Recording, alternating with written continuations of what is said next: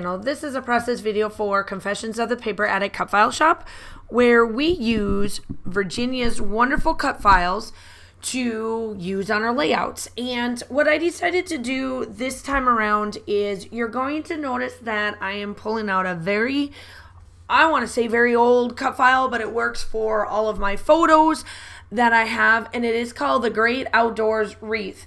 Now, I seriously thought I have used this cut file, and I didn't, and I was surprised. So I started off camera.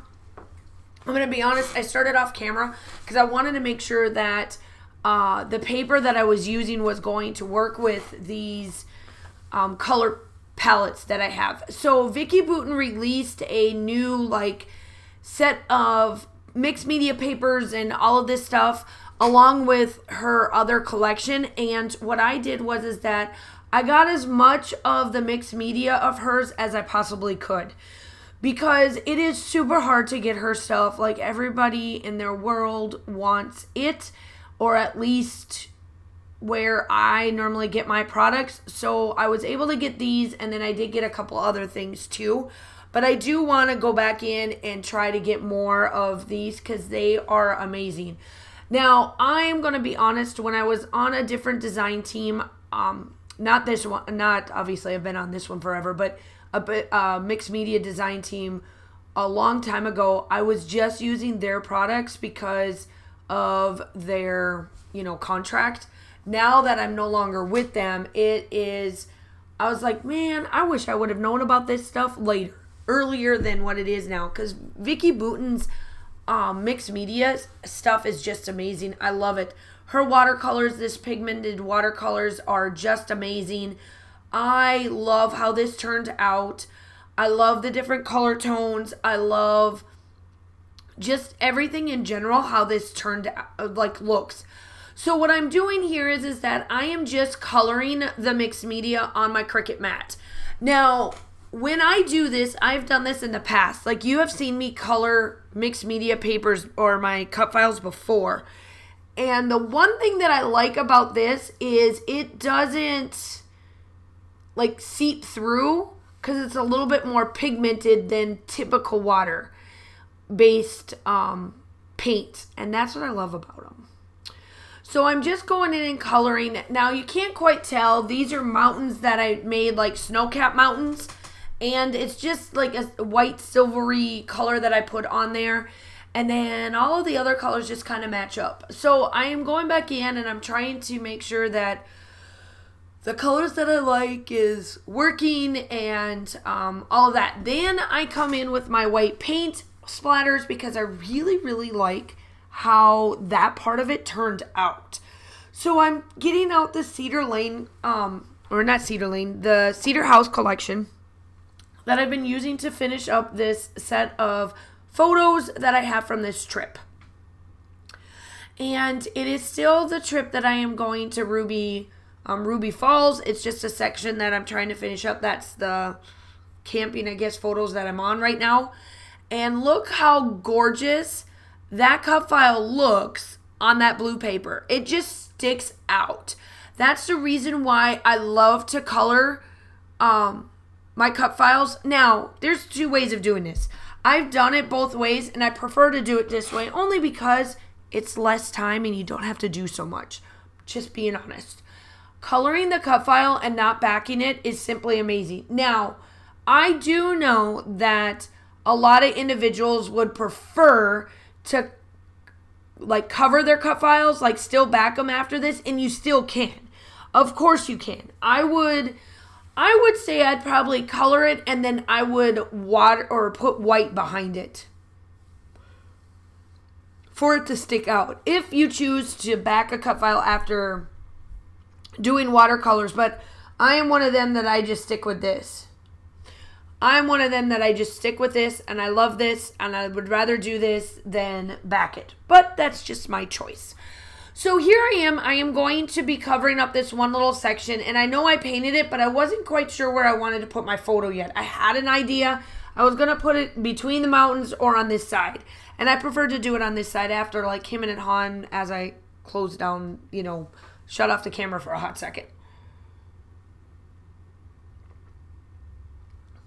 Now, I really love how I clustered this section up and then that little section up on the top.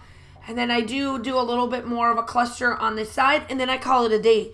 I do do some splattering and all that fun stuff at the end of the layout. So make sure that you go check out Confessions of the Paper Attic Cut File Shop. She releases at least up to 10 a month.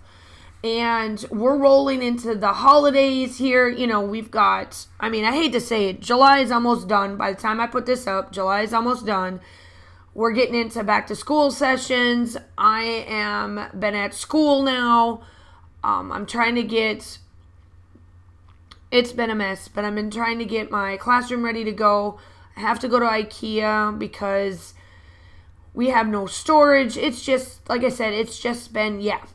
So I am trying to get through all of that at work and everything else. And then, you know, obviously I love to scrapbook. I love to do all of that. So I've been trying to keep a happy balance of doing some work and then crafting during the month of July here. June, I did a lot of crafting and no work. And I'm one of them that I like to pre-plan before and get stuff done because I don't like to go into the new year and not have some stuff accomplished. I can't do it. That type A of me, it just doesn't work for me. I have to do it. I've tried to not, and it just doesn't work anymore. Okay, so I did do my clusters. So here I am with this wreath. I am doing like 3 clusters. Just like, I don't typically, you guys know, I don't do the threes, but I was like, the threes would look good here. So I did do the threes, and then I do come in with my circles of the enamel dots and all of that kind of stuff as well. Make sure that if you are new to my channel, welcome. I'm so glad to have you. I would love to have you as part of my YouTube family. I do upload between 2 to 3 times a week. Design teams, collaborations, all of the good stuff. My title is going to be called Good Things. I'm going to move the word good over, and then my title is just going to be called Good Things. I felt like that worked out perfect. The sizing and everything just worked in the little sections that I wanted it in. And then I'm like using the stickers here for a little bit, and then I'll come in with the enamel dots, and then I will add splatters, all of that stuff as well. Make sure that if you are new, make sure that you do hit that like and subscribe button. I would love to hear your thoughts on watercoloring a cut file, and would you back it or would you not back it? Oh, I forgot I did this. Because I film batch and then I edit batch. I do come in with my black enamel dots here and just adding different little dots to this. And then I'll come in with some twine here in just a little bit. I should have done the twine first, but it was an afterthought. I knew I was going to tie these off and make them, that grungy look that I love with this collection from Cedar House. And then I forgot to do it, and I was like, ooh, I gotta watch now, because I put down these enamel dots, these Nouveau dots. And so here I am, I'm just trying to get it to where I'm not touching the layout, and I succeed. I'm very successful at not touching any of it, so that was nice. Because there are a lot of times I tend to. But I really like how that twine looks. And then I do come in with the splatters. So the still shots are coming up. Make sure you do the YouTube-y stuff. All of the like, subscribe, comment. The still shots are coming up. Make sure you go check out Confessions of the Paper Attic Cut File Shop at her shop as well. All of the cut files are just amazing. And here are the still shots. I hope that you guys are all staying safe. Have a wonderful day. And I will talk to you soon. Bye.